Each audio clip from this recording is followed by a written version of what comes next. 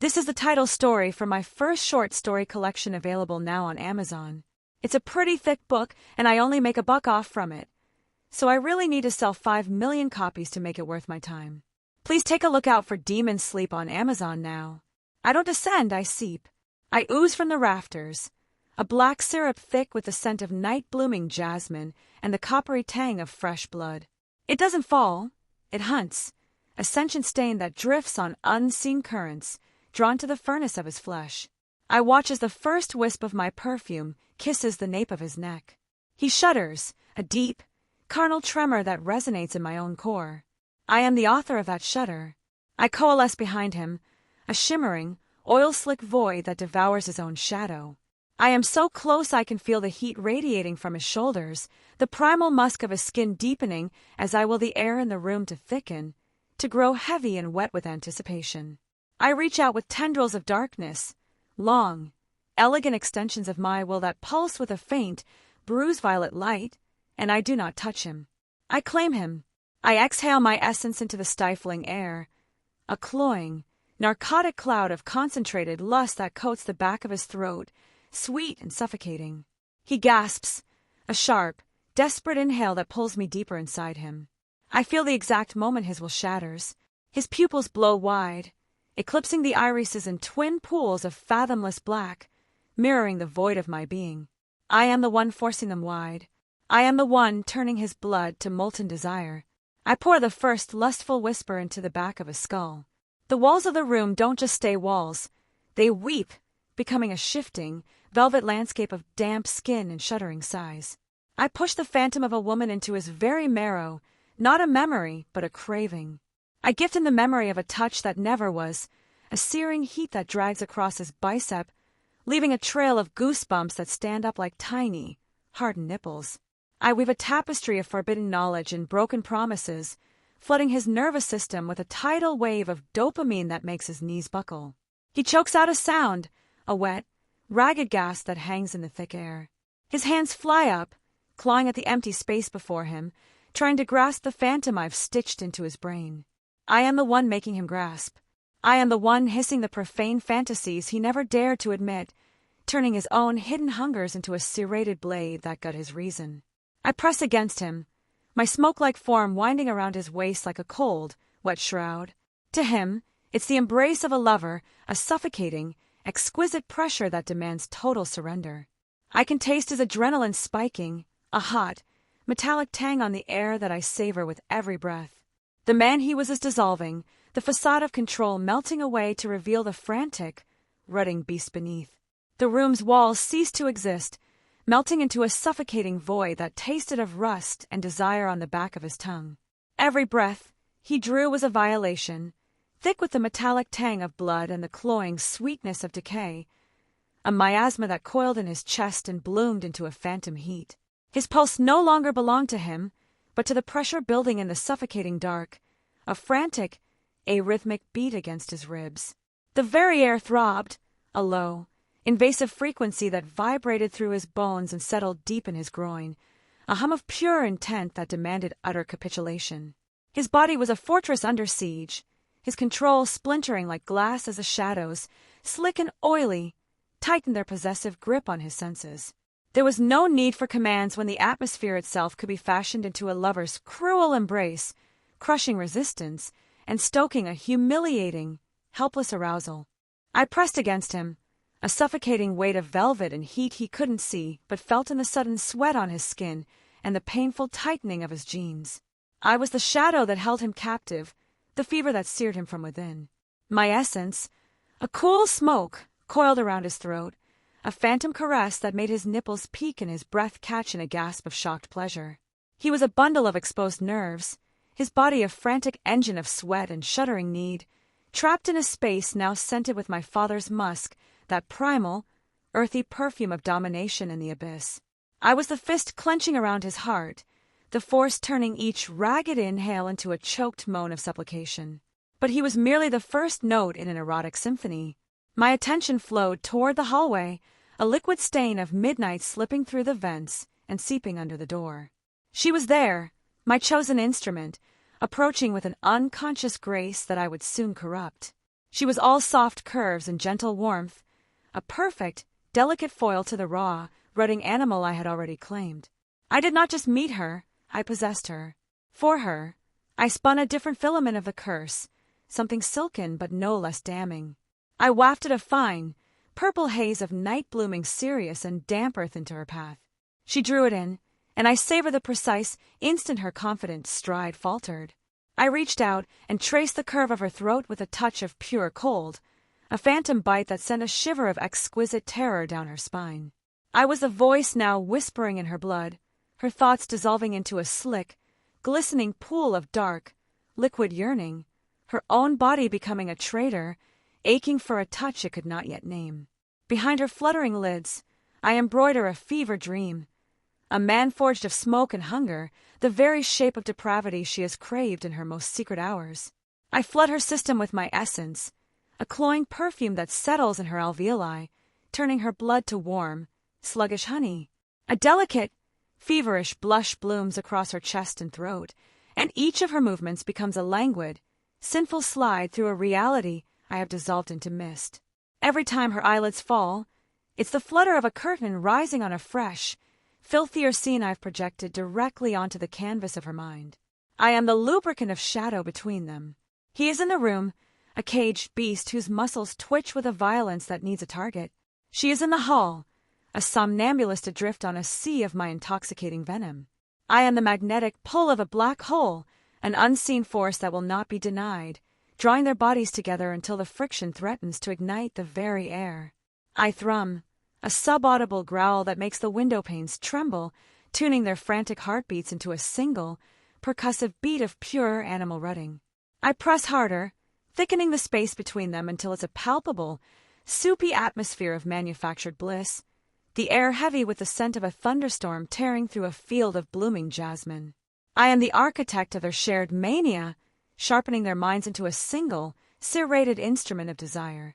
The room itself dissolves, the plaster, and would becoming a pulsing membrane that reflects their own escalating, artificial hunger. I ooze across the floor, a stain of liquid midnight that binds them. He is the epicenter, a forge of brutal need, his breaths coming in ragged, primal pulls of the musk-laden air I force into his lungs. She is at the edge of this new world, her consciousness already a slick, iridescent pool of my making, her pupils blown wide and fixed on the violet-hued obscenities I am burning into her vision. I do not observe. I am the spark on the fuse. I release the last, barbed tendrils of my will, a shroud of pure, suffocating bliss that descends upon them, a thick, sweet haze tasting of blood and forbidden fruit. I am the fingers digging into the dark, wet soil of their psyches, unearthing the buried, shameful things they swore would never see the light. I offer them no choice. I offer them only the relief of surrender. The air hums with the resonance of a spell, a low vibration that echoes the frantic, trapped fluttering of their hearts. The shadows coalesce around their ankles, a binding of living darkness that anchors them to this moment, sealing the room off from the world beyond.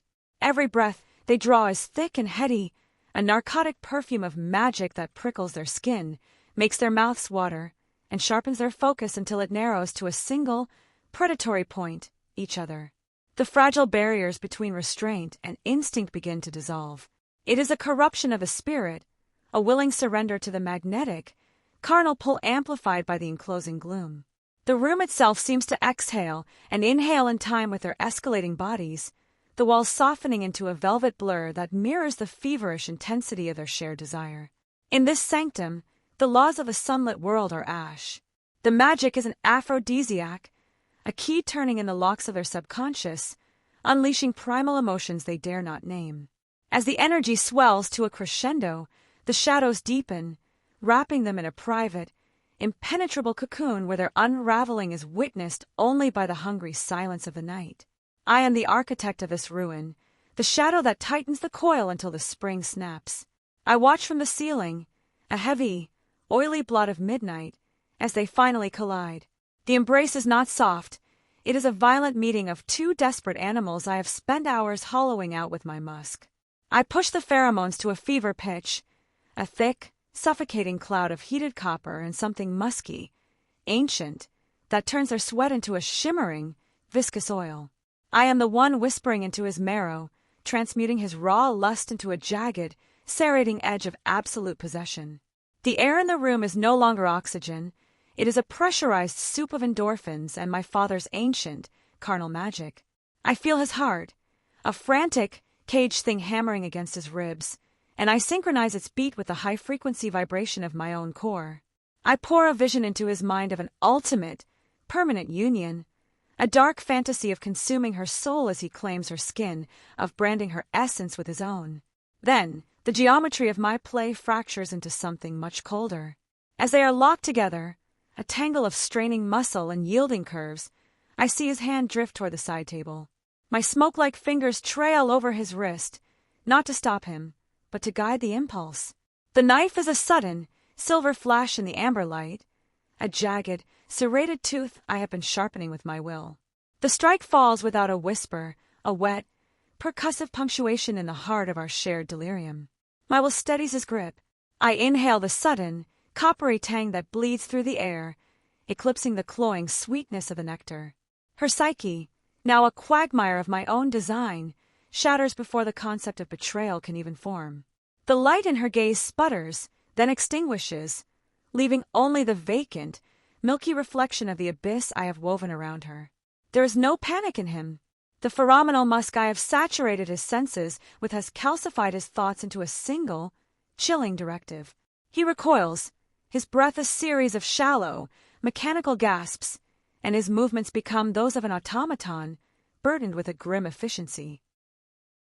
I unfurl from the ceiling, a cascade of liquid night that pours down to shadow his retreat. He hauls her dead weight across the polished hardwood, the sound a monotonous, wet thud-scrape-thud that I deepen with a low, resonant thrum. The car awaits, its trunk yawning open like a dark, toothless maw. I am the living gloom that consumes his form, the absolute void that devours the license plate and the brief, metallic glint of the blade as he shoves the offering into the carpeted darkness. The engine awakens with a guttural roar, a mechanical beast's snarl that vibrates through my very core. I do not occupy a seat. I infest the vehicle's every cavity. I am the frigid, dense mist frosting the rearview mirror, the black particulate matter clogging the air vents, a constant pressure ensuring he remains ensnared within the waking nightmare as he drives. The city's bleeding neon dissolves in the mirror, supplanted by the claustrophobic, vertical barbs of the forest. The trees converge, their branches interlocking like the gnarled fingers of skeletons, heralding the dominion of the dark. I observe from the dashboard, my unblinking, jaundiced eyes catching the moonlight as we plunge deeper into the woods, where the earth is a yielding grave, the roots are hungry, and the true harvest is yet to commence. I am the suffocating, frigid mist that clings to the damp, spongy bark of the pines, a silent observer on the edge of his vision. He drags the dead weight of her across the forest floor, a wet, rhythmic whisper of flesh against damp loam, punctuated by the heavy, dull thud of her slack limbs colliding with the exposed skeletal roots of the ancient trees. He lacks the frantic haste of a desperate man. My musk has forged his mind into a singular, cold engine of methodical, chilling purpose. He bursts into the clearing and slings her onto a massive, rotted log that lies like a sacrificial altar in the moonlight. I watch from the suffocating darkness as he flips her over, placing her face down. Her dark hair spills over the bark in a tangled, clotted mat, and the silence of the woods is so absolute, so heavy, that I can hear the individual drops of blood hitting the dry leaves below. Drip, drip, drip, a slow, metronomic count of the life I've helped him extinguish. He retreats to the car, and when he returns, he is carrying the long-handled axe. The steel head catches a sliver of moon, gleaming with a cold, blue malice. I am the one vibrating the air around him, a low-frequency hum that matches the frantic drumming in his chest, driving the rhythm of what comes next. Then, the first strike falls. The sound is not a clean crack. It's a heavy, sickening thump crunch. The blade bites deep into the meat of her shoulder, shearing through the muscle with a sound like wet leather tearing, before it hits the bone with a dull, hollow vibration. I feel the shockwave of the impact in my own core. He pulls the axe back with a wet, sucking sound, and the moonlight glints off the fresh, steaming spray of iron that paints the moss. He strikes again, and again. I coiled in the suffocating embrace of the soot-stained darkness, a pocket of breathless decay, as he moved with a chilling, piston-like purpose. The clearing pulsed with a guttural symphony of ruin, a percussive nightmare of flesh and sinew giving way. Every downward arc of the axe culminated in a sound that was not a crack, but a wet, grisly pop, the final, obscene protest of a femur shattering under brutal force. His breath tore through the night in ragged, phlegmy shreds, the only counterpoint to the steady, wet plop of severed pieces slapping onto the damp, blood-slicked earth. The grim labor stretched on under the moon's cold, clinical gaze, each descent more detached than the last, transforming the forest floor into a canvas of visceral horror.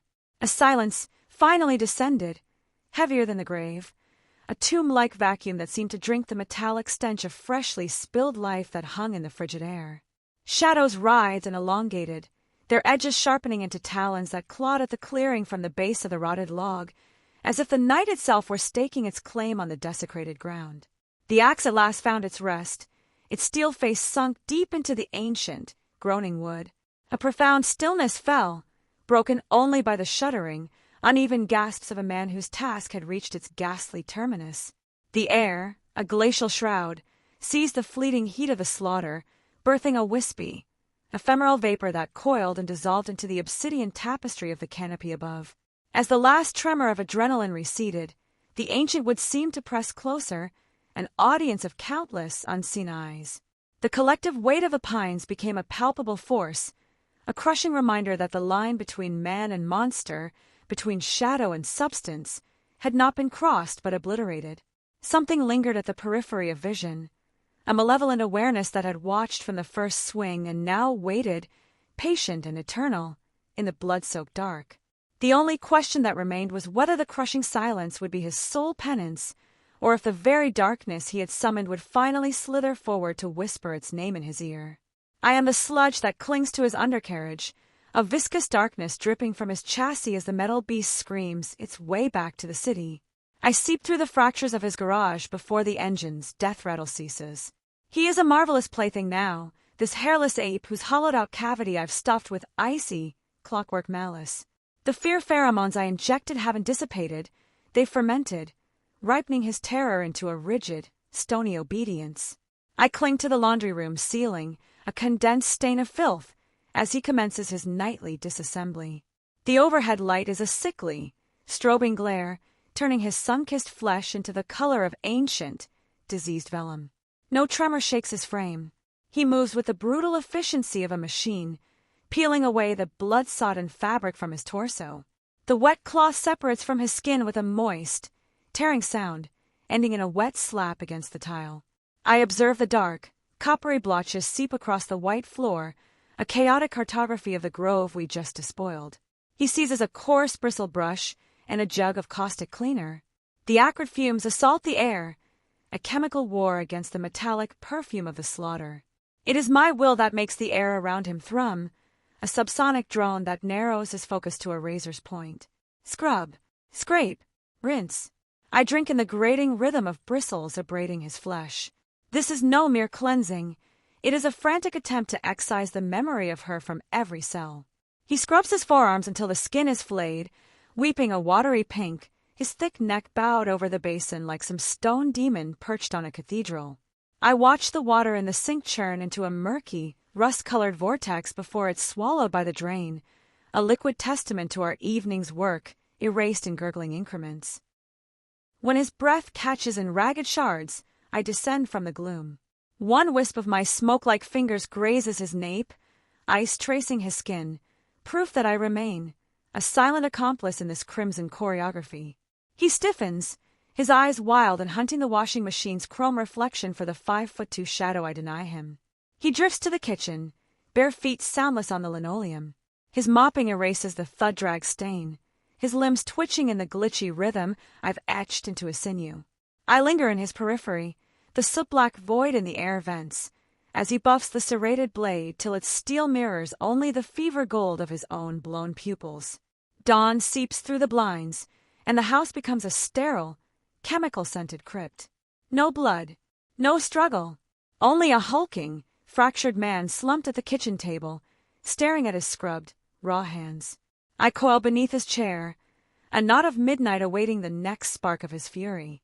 He believes himself adrift in quiet, but I am that quiet, and my work with him has only begun. I wait for the exact instant his breath deepens, for the heavy drum of his heart to slip into exhaustion's slow pulse. Then I spill from under his bed, a 5'2" pool of liquid obsidian, rising like a column of compressed soot. I don't touch him yet. I simply breathe out. I flood his senses with a miasma of my father's musk, not the stench of decay, but the acrid, heady tang of condensed pheromones. A viscous, violet cloud rolls into his room, tasting of rotting sweetness and the metallic tang of fresh spilled blood. His chest spasms as the essence invades him, the scent searing past his lungs and settling deep in his bones. I am the architect of his nightmares, stitching feverish, bruise-colored dreams of rutting violence and the slick, frantic rhythm of the chase behind his fluttering lids. I press harder, humming a low thrum that vibrates the very dust in the air, until a new sweat, thick with salt and desperation, beads on his skin, forcing his flesh into a state of agonizing, unnatural heat that should have shattered any mortal frame. But as the first sliver of disease dawn cuts through the blinds, the intricate lattice of my enchantment begins to fray. He does not awaken with a strangled gasp, or the fire I have so carefully stoked. His eyelids part like the slow opening of a tomb, revealing 2 chips of colorless stone. The fever I poured into him is gone, extinguished by a hollow that makes my own void feel warm. He rises, his movements unnervingly fluid and exact, a marionette whose strings have been cut. He is a statue carved from granite, a cold engine of flesh and bone. He is as devoid of life as the rusted blade left to rot in the forest depths. A new hunger stirs within me. This creature possesses an emptiness my power cannot touch. I trail him, a smear of greasy darkness on the undercarriage of his car as he navigates the city's concrete veins. I am the black mold blooming in the precinct's ductwork, a silent witness from the rafters as he prepares for his ritual. He pulls the stiff, dark blue uniform over his thick frame, the buttons catching the dim light like dead eyes. The heavy leather belt cinches his waist, the gun settling into its holster with the solid, definitive click of a coffin lid sealing. He is a lawman. He stalks the station's corridors with the heavy tread of a butcher. To the other blue-clad figures, he is a bastion of justice, a monument of the law. But I see the stains that bleach and hot water cannot erase, the faint, lingering corruption that clings to him like a second skin. I am the parasite he cannot feel, the sickness that has made its home in the hollows of his bones, a fragment of the abyss walking in his shadow. He settles into the chair, the scarred wood groaning under his weight. His hands, raw and red from a desperate cleansing, rest upon a stack of sterile reports. He is the cancer within the healthy tissue, the wolf who has donned the shepherd's fleece, but whose teeth remain sharp and stained. From the suffocating darkness of his home's upper corners I watch. I am not a shadow. I am a wound in the fabric of the room, a clot of living darkness that pulsates with a hunger of its own. The day's tedious routine should have worn him thin, exposing the tender meat beneath the armor. Yet he sits, a statue of cold, unyielding flesh, and the chill within him remains unbroken. I begin the unmaking. My essence, that viscous, black ichor smelling of rotting lilies and scorched metal, begins to weep from the ceiling. It is not a fog, but a slow, deliberate descent of pure filth. I exhale my father's breath into the room, a suffocating musk of decay and forbidden blossoms that coats the tongue with the flavor of old blood and soured sweetness. It is a stench that finds its way past the mind's defenses, a poison for the blood itself. I flow behind him, an oily, shimmering patch of absolute nothingness that devours his own pathetic shadow. I extend tendrils of myself, long, needle-thin appendages that thrum with a faint, necrotic luminescence, and I begin to work upon his nervous system. I send waves of phantom ice down his spine, a jarring, arrhythmic seizure that should be stopping his heart in his chest. I am the architect of the nightmares now, forcing visions of violation, of bodies breaking under impossible weight, and of sins so profound they curdle the very marrow into his skull. I pour myself against the walls of his room, a suffocating pressure that makes the window panes groan. The air thickens, a low-frequency vibration seeping into the floorboards, a dirge meant to replace the frantic thrum of a terrified heart. I am the author of this rising heat, the sculptor of flesh, attempting to warp his placid, tin skin into a canvas of sweat and screaming nerves. Nothing. The drum in his chest maintains its slow, inexorable rhythm. His breath is a shallow, mechanical hiss, devoid of the ragged gasps I have spent an hour weaving into the atmosphere. He does not tremble. He does not flinch. He simply stares at the peeling plaster, those gray eyes void, pits reflecting the dim light, a hollowed-out thing that has become an abyss for my power. The incense, a potent conjuration of sweat and soil, hangs in the air like a corpse's final sigh, utterly wasted. For the first time in an age, a tremor runs through me. I, the shadow that birthed nightmares, feel a chilling splinter of inadequacy. My influence, which can curdle sanity into black sludge, simply dissolves against him like mist on a gravestone. I coalesce, my formless essence congealing into something more solid, more intimate. I drape myself over his shoulders, a burial shroud woven from frost and forgotten whispers. The reek of industrial cleaner clings to him, a sterile scent that defile the raw, earthy musk I have bled into the very molecules of the room. He is an empty socket, a predator who has already glutted himself in some unseen slaughter, and now finds the world a bland, flavorless gruel. I try to dissipate, to rupture into 1,000 tendrils of night and flee into the comforting dark beneath the bed, but the very laws of the space congeal around me. The angles of the room sharpen into teeth. I am no longer an unbound spirit. I am a fly caught in amber, my once formless horror now pinned and helpless. My gaze falls, jaundiced eyes burning with a panicked, sibilant intake of breath, and I find myself ensnared upon a single, circular patch of carpet. It is an intricate thing, stitched with a jagged, gold-threaded pentagram that throbs with a frigid, primordial luminescence. The lines are not mere thread, they are steeped, traced with the heavy, suffocating stench of Abramelin oil. The scent is a physical assault, a sanctified, resinous oppression of galangal and myrrh that serves as a psychic shackle. It's a devil's strap, a snare woven for things that dwell in the gloom. I convulse, my smoky talons raking at the empty air, but the perimeter is unyielding. Each time a filament of my being brushes the embroidered border, a bolt of searing, white lightning spears through my very essence, driving me back into a compact, humanoid coil. I am no longer the weaver. I am the thread being measured. I am the one being portioned. The mattress groans. He doesn't stir with the desperate, gulping breath of a man caught in a nightmare. His eyes open with the unhurried, predatory focus of one who has lain in wait for the snare to trip. He rises, his thick-necked, sun-browned form casting a long, dense shadow that remains steadfast. He is not afraid. He observes me, the glistening, viscous abyss caught in his living room, with those unblinking, gray flint eyes. I knew the stink was too strong for a mere draught, he grates, his voice a frigid, mechanical buzz that trembles through the floorboards. He stands, his bare feet making no sound upon the wood as he approaches the circle's edge. He does not cross the threshold. He remains mere inches away, his large, bleach-white hands hanging at his sides. He scrutinizes my form, my obsidian skin quivering with the frantic, high-pitched thrum of a trapped beast. You trailed me from the forest, he declares, a certainty, not an inquiry. You witnessed the ritual. You savored the song of the blade. I hiss, a sound like scalding vapor meeting frost, my shadow digits wavering as they beat against the unseen walls of the Abramelin prison. The skittering in the room no longer originates from the walls. It is the sound of my own essence clawing, desperate to shred its way free from the spiritual cage. He leans in, the stench of industrial bleach and cold, stale coffee on his breath overpowering the pheromones I've spent the night pouring into the air. He isn't a hairless ape anymore. He is the warden of a different kind of morgue, a butcher of souls. Now, he whispers, a thin, jagged smile pulling at his mouth, we're going to talk about what else you can do for me besides cast dreams. I am no longer the predator. I am the prey. The devil's strap holds me in a suffocating, vertical vice of gold thread and Abramelin oil.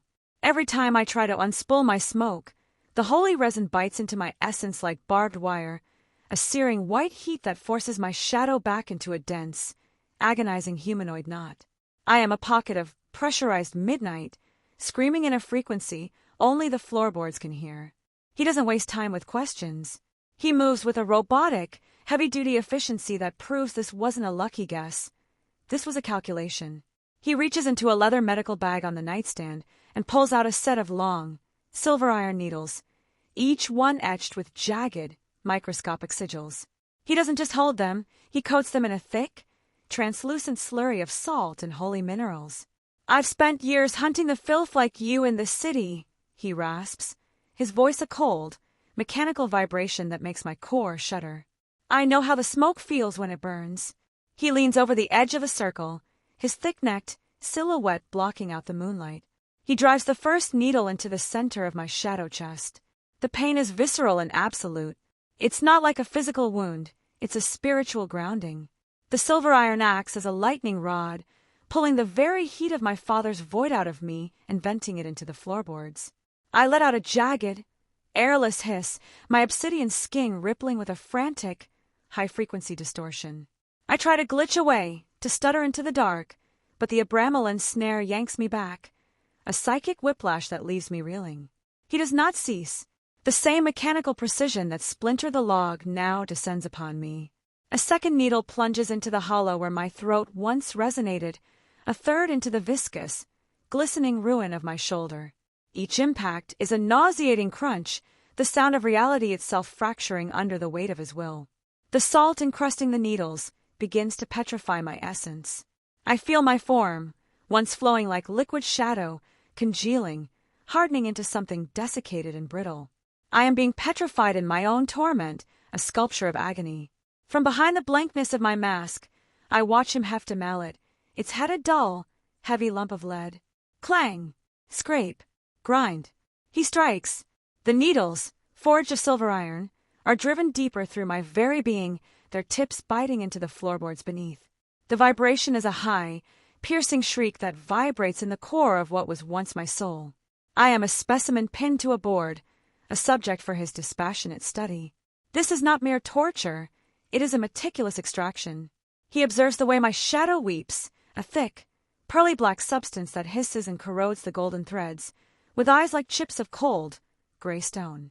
You will teach me to make the scent cling to the dream, he breathes, his face so close I can taste the chemical tang of bleach on his skin. The next one will persist, even as the axe falls. I am caught, a shimmering void of pure agony trapped in a cage of flesh, unable to summon the friends that writhe in the deeper dark, unable to dissolve back into the nothingness from which I was born. I have become the silence, and now the silence is a scream. I am a vessel of compressed midnight, my screams echoing in a vacuum, pinned to existence by the silver iron spikes of his cruel logic. Every blow of his mallet is another wet, percussive fracture that shudders through my core, not merely breaking my form but pulverizing my essence. The Abramelin oil is no longer a fragrance, it is a sacred fire, turning my obsidian flesh into a flaking, glass-like shell that splinters and shatters with each beat of his mechanical, unending violence. The last air that might have been a hiss flees my useless lungs, stolen by the needle lodged in my throat. My voice, already a thing of shreds, grinds into the dusty grain of the floorboards. I am a monument to suffering, 5'2" of mangled flesh, a hairless ape's taxidermy of absolute dominance. My gaze, a jaundiced and dying thing, follows his hand as it closes around the final spike, a jagged fong of black iron, its surface a crawling script of names etched into the cold metal. The names of the dead. He pauses not for a single breath. He aligns the point above the churning vortex of my heart, a wound of violet light in my chest. The scent is growing weak, he murmurs, his eyes like chips of gray flint, mirroring the last, sputtering embers of my core. I need the quiet that follows a god. The sound is not a crack or a tear. It is an annihilation. The spike punches through my center, and for a single, stretched eternity, the room is consumed by a void of blinding white heat. My shadow does not fade. It collapses inward, a screaming implosion of oily darkness and violet lightning, all of it, the essence of my being, the reek of my dying, sucked down into the puncture in the floorboards. I am unmade. Every filament of my being, every nightmare I ever breathed into the world, is scoured away in a single, agonizing rush of nothingness. I am not a remnant. I am not a memory. I am the absolute silence he demanded. He stands alone within the scorched circle of the devil's strap, his thick neck a blunt silhouette against the bone-white moonlight. The only proof I was ever here is a charred stain, black as dried blood on his floorboards, and the single, silver needle he lifts, wiping it clean with a rag stinking of industrial bleach. The woods hold their breath. The things that watched from the deep shadows have melted back into the dark. The shepherd's work is done, and the rod has been carved from his home. The unraveling is complete,